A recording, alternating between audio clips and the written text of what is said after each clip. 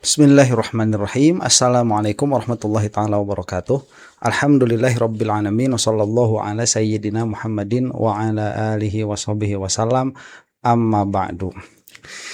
Status keberadaan Rismon itu sekarang sudah seperti Sylvester yang bukan Stallone itu ya. Tidak diketahui keberadaannya. Karena memang ada beritanya katanya di Bali G tuh, nulis sambil mancing. Mau menyelesaikan pesanannya Jokowi. Kabarnya begitu. Tapi ada yang melihat Rismon itu di Kuningan di Senayan City apa di mana begitu ya. Ini bohong lagi ya. Ya kalau saya mah karena Rismon itu sudah beberapa kali berbohong dan orang-orang yang ada di kalangan Tremul itu sudah terbiasa berbohong. Jadi apabila ada kabar yang kontradiktif, yang satu misalkan mengatakan Rismon itu di Bali G, yang satu mengatakan tidak di Bali G, yaitu misalkan di Jakarta, saya lebih percaya yang mengatakan Rismon itu di Jakarta karena itu berasal dari sumber yang lebih bisa dipercaya. Nah, ini ada perbincangan menarik ya di NTV itu. Antara Roy Suryo dengan Jagir Jamada Girsang, yang mana Jamada Girsang itu ternyata murid yang durhaka terhadap gurunya. Dan ini perbincangannya itu diantaranya seputar SP3 ya, yang disalahpahami ingin diraih oleh Roy Suryo. Jadi karena Roy Suryo itu takut maka ingin SP3. Padahal tidak demikian ya, itu adalah upaya untuk keadilan. Begitu. Jadi tatkala seseorang itu merasa diperlakukan tidak adil, meskipun berani untuk masuk ke persidangan, tetapi tetap hak-haknya yang mana dia itu merasa diperlakukan tidak adil itu bisa dituntut, dan itulah yang sedang dilakukan oleh Roy Suryo. Jadi jangan terjebak sama narasinya para Tremul itu ya, Roy Suryo takut dan sebagainya. Enggak, ini akan dijelaskan. Kita langsung saja saksikan ya. Mana katanya dia manting di Bali G? Saya kembali ke permintaan SP3 Anda, Mas Roy. Mas Roy, apakah Anda punya bukti baru atau fakta hukum yang mendesak setelah Jokowi tidak lagi menjabat sebagai presiden? Ini kan rangkaian ini dari mana? Banyak, misalnya apa yang kemudian semakin kita dapatkan data ketika putri dari Prof Ahmad waktu itu ya, Ahmad Sumitro mengatakan kalau tanda tangannya yang ada di skripsi Jokowi itu salah. Ya gitu, benar. Setelah kita cek ya, skripsi yang ini bukan hanya skripsi yang kita foto loh. Ini kita pegang. Putrinya Aida Greenberry ya menyatakan ini ayahnya namanya Profesor Ahmad Sumitro. Tanda tangannya aja beda banget, lihat. Ini tanda tangannya asli Prof Ahmad Sumitro pakai U. Ini Soemitro yang ada di skripsinya yang seolah-olah itu skripsi Jokowi, dan beda banget di sini tulisannya Ahmad Sumitro dan itu masih doktor. Prof Ahmad Sumitro ya diakui oleh putrinya ketika November tahun 85 itu belum profesor dan itu masih doktor. Dan satu lagi yang telak banget ya, saya juga dapat data dari University of Minnesota, tempat di mana Profesor Ahmad Sumitro terakhir waktu itu mendapatkan ketika belajar. Nama beliau itu adalah Profesor Doktor belum profesor, masih mendapatkan Doktor Ahmad Sumitro pakai U. Jadi nggak mungkin terus tiba-tiba di dalam buku kemudian rektor mengatakan dia namanya pakai OE. Tahu siapa nama dari ayahnya selain putrinya? Putrinya dong, masa rektornya mengatakan, dan rektor itu udah banyak banget ngomong misalnya soal kelulusannya Jokowi yang katanya kelulusannya tuh kalau nggak Oktober, November. Nih, data dari Minnesota. Ini clear. Data apa itu? Data nama dari nama dari Dr. Ahmad Sumitro. Di sini terus Ahmad Sumitro. Mbak, kalau kita ke luar negeri, bolehkah kita pakai paspor, kemudian paspor kita ganti-ganti nama, Soemitro, Sumitro? Ditahan kita. Betul. Pasti nggak bisa.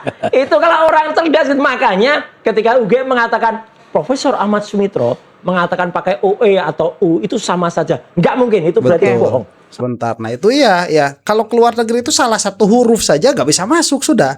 Dan ini bukan omong kosong yang dikeluarkan oleh Roy Suryo itu. Ini pakai data. Lah orang yang paling tahu itu anaknya. Anak itu sampai protes. Cuman anaknya ini tadi siapa, Aida ya, Greenberry tadi, dia tidak mau ikut terlalu ke dalam permasalahan ijazah ini. Cuman yang bersangkutan ini mengklarifikasi di Facebooknya diantaranya itu, Soemitro itu bukan bapaknya itu Sumitro pakai U.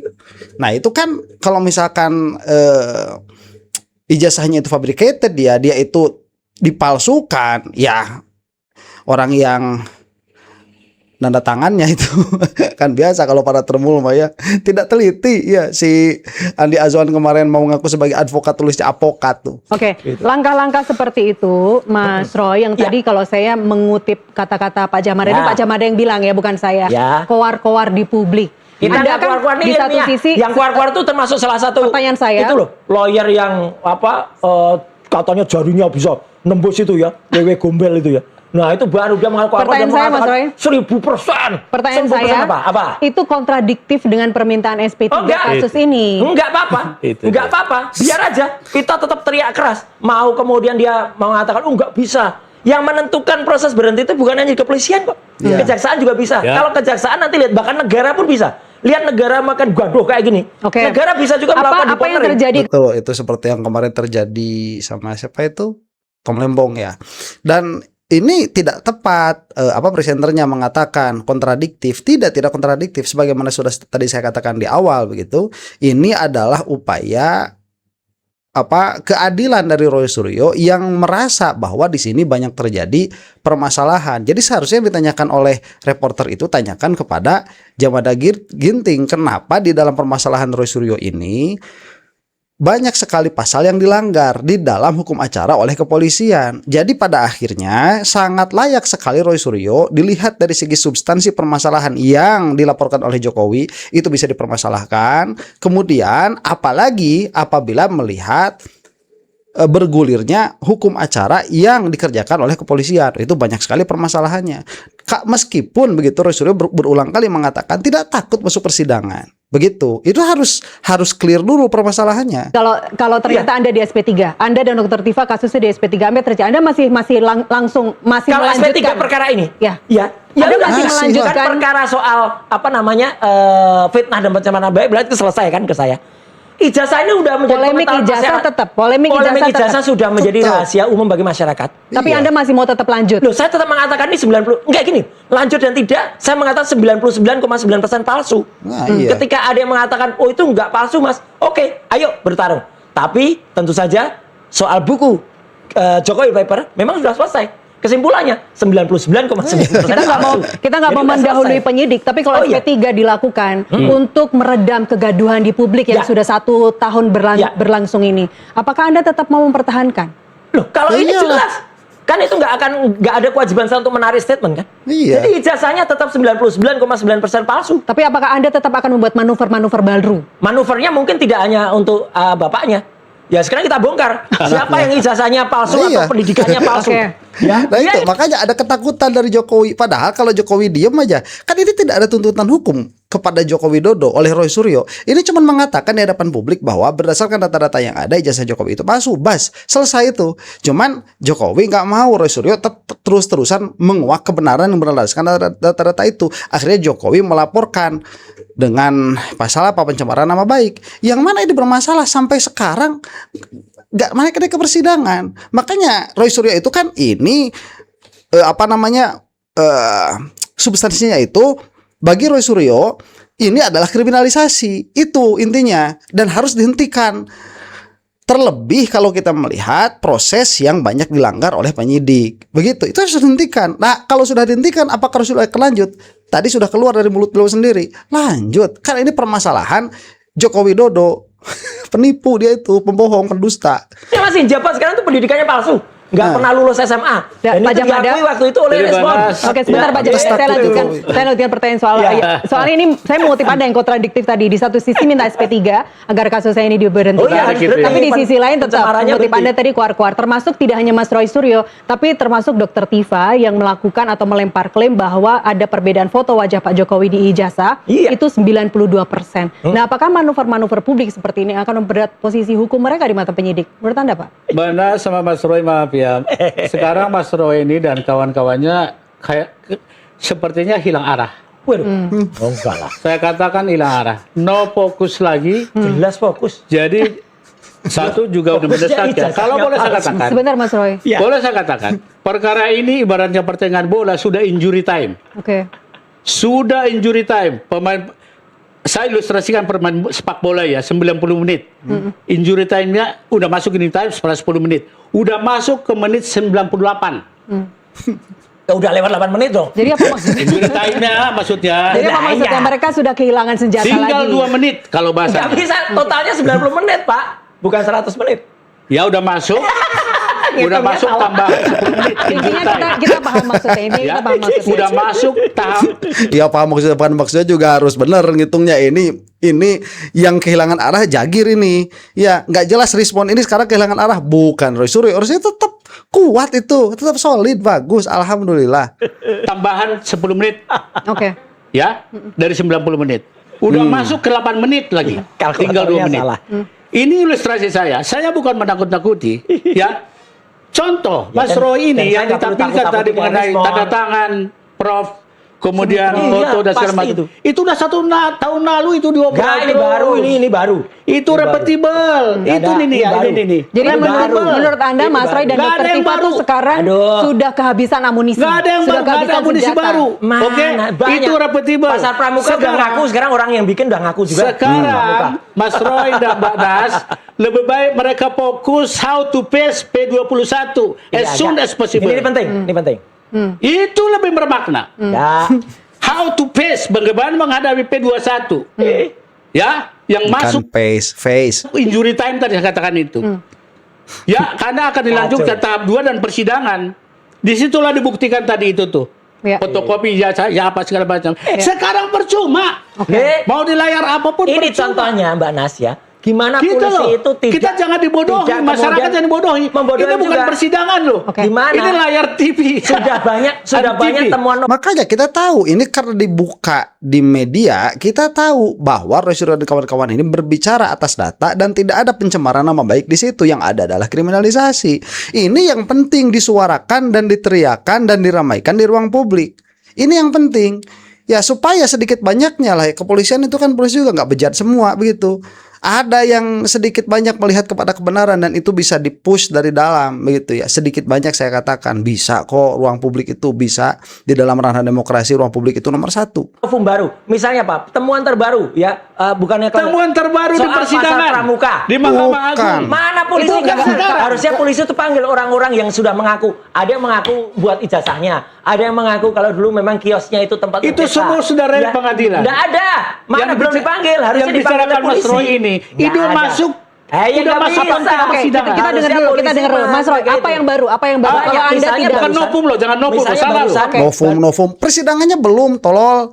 Ya, ini sedang di dalam ranah menarik opini publik, dan jangan menyalahkan kita kalau kita lebih tertarik kepada opininya Roy Suryo karena yang bersangkutan ini membawa data dan lain sebagainya, sedangkan si pihak termul itu cuma nanti persidangan.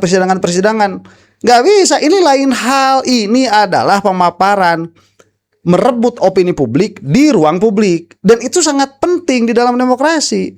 Ya karena itulah coba kemarin yang cerdas cermat itu, kalau tidak ada tekanan dari publik dia tertutup. Oh ini lombanya sudah terjadi, yang itu sudah menang, ini sudah kalah. Mana ada keadilan? Nggak bakalan ada. Begitu. Karena dari sini, karena opini publik tidak bisa dibeli. Yang bisa dibeli itu hakim-hakimnya bisa dibeli, polisi itu bisa dibeli, apalagi pengacara itu mah sudah jelas dibeli dari awal, udah tanda tangan kontrak begitu. Terusan ada pengakuan misalnya dari orang yang turut serta membuat ijazah itu. Ada Siapa nama itu? Eko. Ya sudah disebut. Ada nama Repetible Eko. juga itu. Ya, enggak. Kemudian ada nama orang yang ada nama C inisial, orang yang ikut serta membuat. Ada nanti orang yang dan itu semua harusnya kalau polisi kebiasaan, Mbak, kalau benar perkara, polisi panggil. Mulai dari Bitor Suryadi dipanggil. Mulai dari orang yang ngomong itu panggil. Betul. Rustam dipanggil. Eko itu dipanggil, Eko Panjul itu. Kemudian ada inisial C. Itu semua. Ini mana perkara kok hanya menyasarin? Orang yang ngomong itu makin banyak. Ada orang namanya Dr. Zul. Kemudian orang namanya Luke yang menceritakan kalau sejarah lulusnya Jokowi itu nggak sesuai dengan kelahiran Gibran misalnya. Dan itu ilmiah banget. Ya, ketika tahun 85 kemudian Gibran ditanya umurnya berapa, 27, Gibran jawab 25. Loh itu kan aneh banget kayak gitu. Jadi banyak hal keanehan termasuk apa yang ada pada gelar perkara ketika di Barreskrim. Itu semuanya sarjana muda. Nggak ada yang sarjana. Itu harusnya menjadi bukti. Bukan kemudian kita dipepet terus harus mengakui enggak. Makanya Betul. kami nggak mau RJ. Wah, Dan iya. Anda semakin yakin. Oh itu yang gebrak meja ya, soalnya di judul itu ada sampai gebrak meja. Nggak mau RJ tuh, jelas Roy Suryo itu. Juga berkas ini tidak akan P21. Tidak akan, karena apa? Karena ini semakin boncos bukti-buktinya, bahkan terakhir yang kemudian dikemukakan ada watermark dan ada emboss, ternyata tuh rekayasa juga. Jadi sudah makin jelas dan ini masyarakat bisa melihat. Ternyata bukan injury time, Pak. Enggak. Baru kick off mereka. Baru kick off nih banyak. Nah, baru kick off. Dia kick off katanya, saya Iya, ceritain. kan perpanjangan waktu. Oke. Nah, perpanjangan waktu masih ada lagi nanti. Jadi- Nanti ada penalti. Berarti Mas Roy, adu penalti itu di pengadilan. Justru kiper siapa yang kuat? Itu Ya udah sudah desak sana ke kejaksaan, masuk pengadilan begitu. Karena sampai sekarang omong-omong begitu masuk pengadilan, kepolisian sendiri yang yang memanjangkan permasalahan ini. Kemudian sekarang katanya sudah masuk ke kejaksaan. Itu pun sampai saat ini belum ada kelanjutannya. tunggu kiper siapa yang kuat? Makanya Menarik ayo. ini. Iya, ayo. Menarik ini. Menarik. Kiper siapa yang kuat? Menariknya adalah apa yang Anda siapkan jika berkas ini P21. yang disiapkan adalah pembuktian ijazah itu palsu. Maka pengadilannya bukan soal fitnah dan pencemaran nama baik. Bukan.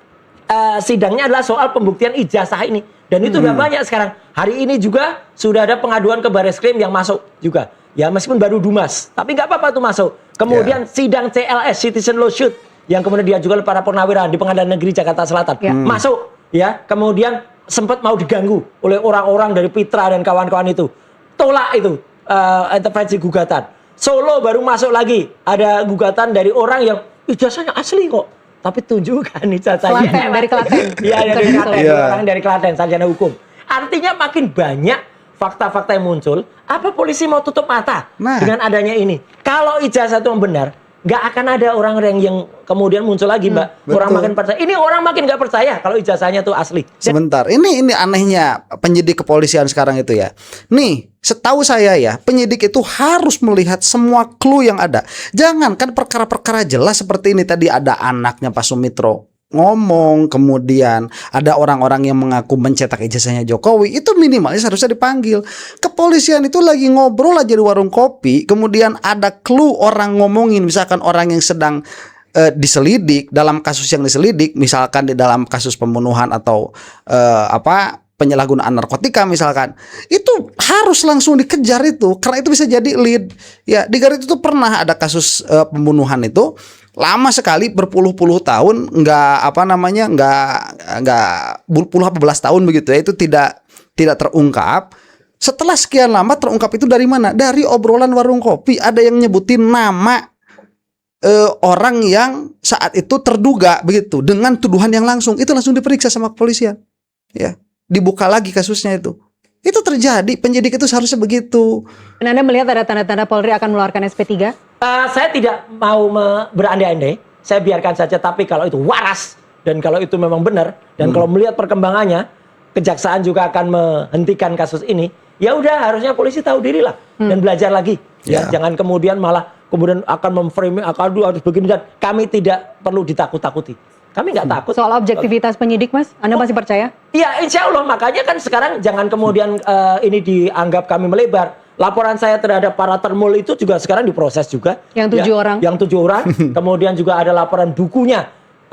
Respon yang dibuat itu ternyata menggunakan ISBN palsu. Ya, itu ternyata juga naik juga, diproses juga bersama dengan. Dan ini kan semakin menunjukkan bahwa memang sesuatu yang sangat besar yang terjadi. Baik, kalau saya sih sebetulnya nggak percaya ya terhadap proses hukum yang telah berlangsung ke Roy Suryo dan kawan-kawan. Makanya ini juga bisa jadi intrik ke depannya. Tapi memang ada keanehan di 1 minggu terakhir ini, itu kepolisian kayak bekerja. Aneh itu ya, kayak yang kepolisian itu santai-santai begitu. Kerja, langsung semua tuh dapet tuh. Judol kena, si Agri dipanggil, kemudian kasus Rismon masuk. Ya, heran saya juga ngerti kok begini ya. Jadi santai-santai, nggak ada kerjanya sama sekali. Tiba-tiba sekarang bergeramai semua begitu. Entah bagaimana kultur kepolisian di kita ini. Aneh saya mah. Nggak paham, nggak ngerti itu. Kita tunggu saja. Jangan kemudian memaksakan hanya untuk menersangkakan kami dengan tuduhan fitnah dan pencemaran nama baik. Ijazahnya harus dibuktikan dulu ini palsu. Gitu, baru itu clear. Tapi yang Anda laporkan 7 orang itu kan ada 2 klaster soal keterlibatan dalam korupsi Hambalang. Mas, Betul. ada hubungannya sama memang gak ada ijazah? hubungannya, tapi kan mereka kan termul-termul yang juga kalau dalam Saya punya banyak bukti mereka, konten mereka udah kita download semua, termasuk mereka yang mengglorifikasi soal ijazah ini. Itu kan anggota Ceboker Nusantara itu kan udah jelas kan, arahnya kemana. Apalagi pemimpinnya si Toyib Fanani namanya Agri itu. Isi kontennya, namanya Mang Toyib, Mbak. Isi kontennya tuh ada porno semua. Soal-soal apa tentang seputaran apalah, pokoknya jelek banget lah gitu. Dan itu celakanya diresmikan oleh Joko Widodo. Ya, betul. Ini kan makin menunjukkan di mana arahnya. Jadi kalau orang mengatakan gak ada hubungannya sampai ke Ade Armando, sampai ke Grace, sampai ke soal Pak JK. Ya mereka sendiri yang mengkaitkan. Jadi menjawab pertanyaan saya tadi soal objektivitas penyidik, Anda masih percaya ya? Ya, kita lihat saja. Anda masih percaya? Ya kita lihat saja. Karena laporan Anda yang 7 kan buktinya juga ditindaklanjuti oleh Polda Metro Jaya kan. Sudah ada yang dipanggil Mas dari 7 itu. Ada dari 7 kan kemarin. Berarti penyidik objektif dong dalam hal ini. Ya. Tapi sebenarnya kan laporan saya udah lama banget itu. Januari. Iya, baru kemarin dipanggil. Jadi ya, iyalah kita masih kalau polisi mau percaya saya mengatakan saya percaya polisi. Lanjutkan itu. Stop kasus ini. Pak Jamada, kalau sebagai advokat Anda tidak bisa menyarankan apa yang harus dilakukan oleh Mas Roy, tapi kalau kita tarik sebelum Anda kemudian menjadi kuasa hukumnya Bang Rismon dan Bang Rismon kemudian mendapatkan mengaku RJ atau SP3, apakah sebagai sahabat Anda menyarankan Mas Roy untuk mengambil langkah yang sama? Pak Nas, itu pertanyaanmu bagus sekali. Lanjutannya ya, ada 2 sesi ini. Stop kasus ini. Pak Jamada, kalau sebagai advokat Anda tidak bisa menyarankan apa yang harus dilakukan oleh Mas Roy, tapi kalau kita tarik sebelum Anda kemudian menjadi kuasa hukumnya Bang Rismon dan Bang Rismon kemudian mendapatkan mengaku RJ atau SP3, apakah sebagai sahabat Anda menyarankan Mas Roy untuk mengambil langkah yang sama? Pak Nas, itu pertanyaanmu bagus sekali. Pertanyaanmu bagus sekali. Bapak mau jawab nggak masalahnya? Mau jawab. Masa bagus nggak dijawab? Gimana sih, Mbak Nas? Saya bicara eskalasi penegakan hukum. Ini berlaku umum. Siapapun boleh melihatnya.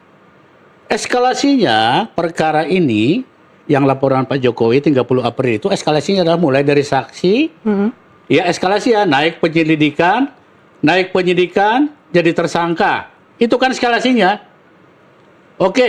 Jika memang saat-saat itu ada yang keberatan, disitulah dilakukan keberatan. Ada proses umpamanya mengadukan ke Propam, itu hak mereka, hak mereka lah. Terus prapit, kalau tersangka segala macam.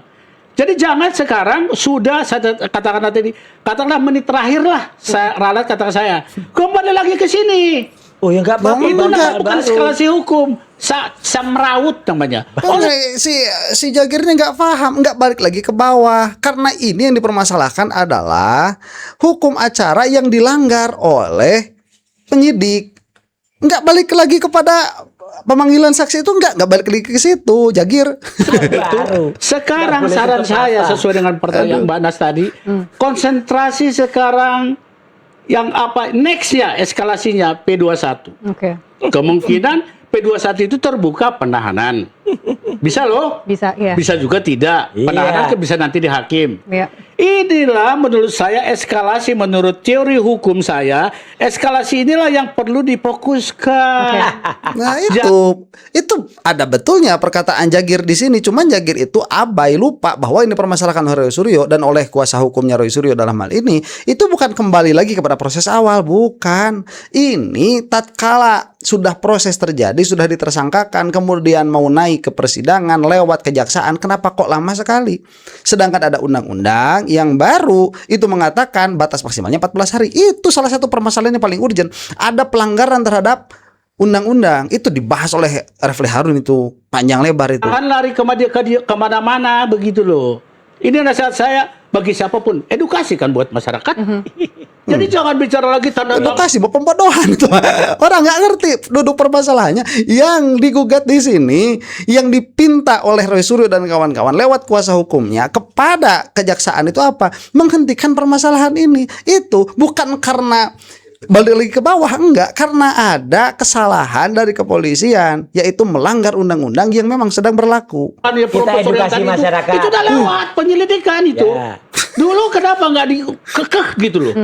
Itu udah lewat. Ya, dan Roy Suryo pun menantang kok. Kalau mau, balik lagi dari bawah begitu. Karena ini kalau sudah sampai sini, itu sudah ada pelanggaran. Kita edukasi ya masyarakat. Udah lewat ya. Jadi saya bicara sekali lagi.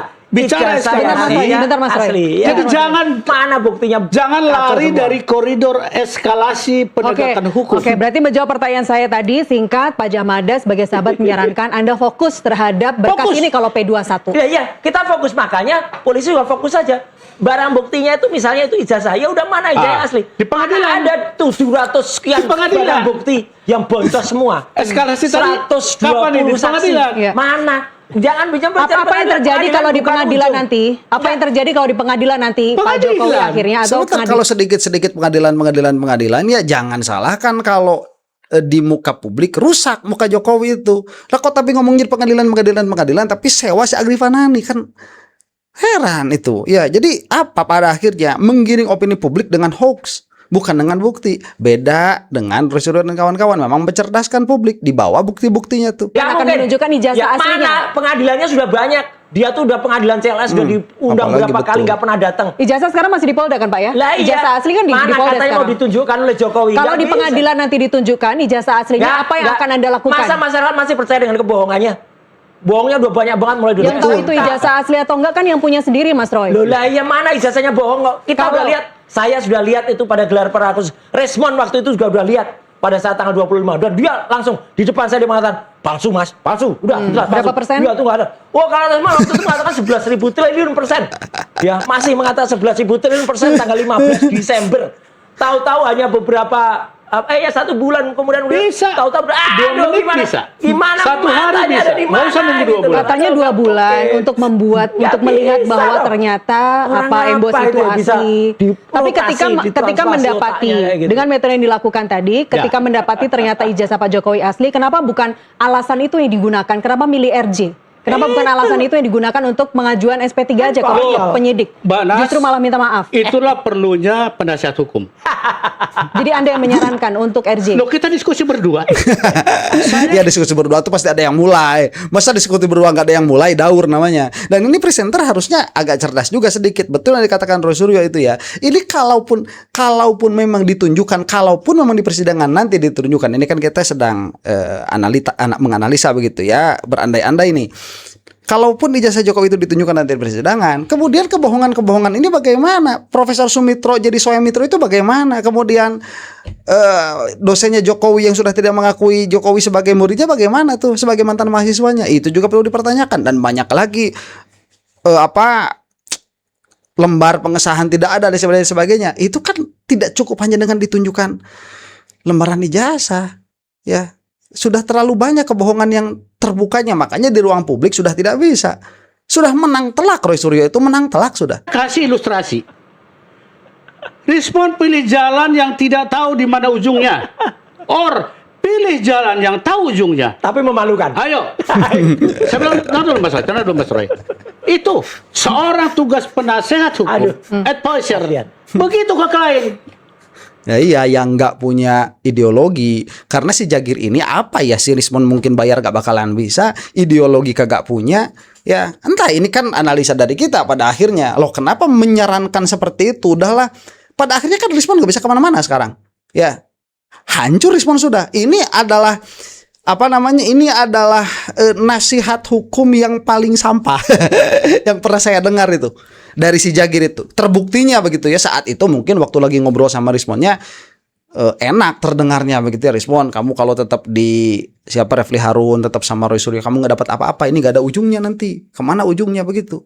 Tapi kalau kita ini selesai ada ujungnya begitu, itu kedengarannya sama Rismon mungkin saat itu enak, bener juga ya. Tapi tatkala dilaksanakan pendek pikirannya si Jagir ini, pendek segini doang pikirannya, nggak tahu di situ ada permasalahan Yamaguchi dan lain sebagainya. Apabila si Rismon itu masih di Roy Suryo, minimal begitu ya, karena kita itu orang-orang objektif, masa lalu si Rismon ya masa lalu si Rismon saja, dalam pengertian dia itu menggugat Jokowi dalam hal ini itu benar begitu. Karena kita mah objektif. Lah sekarang gimana si Rismon itu? Jadi samsak. Demikian ya. Semoga kita semua ada dalam maghfirah Allah Subhanahu wa taala. Wallahu taala alam bisawab. Assalamualaikum warahmatullahi taala wabarakatuh.